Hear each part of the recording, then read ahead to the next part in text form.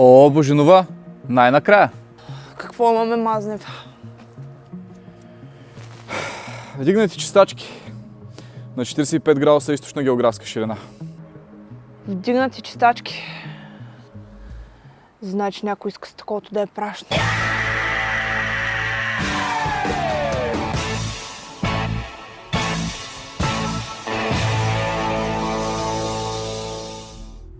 Смятаме, че се е случило около 2:30 на обяд, след като всички са заспали.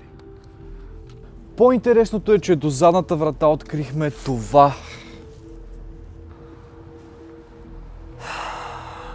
Яростно оградена брошура на Kaufland и джобна снимка на Тодор Живков.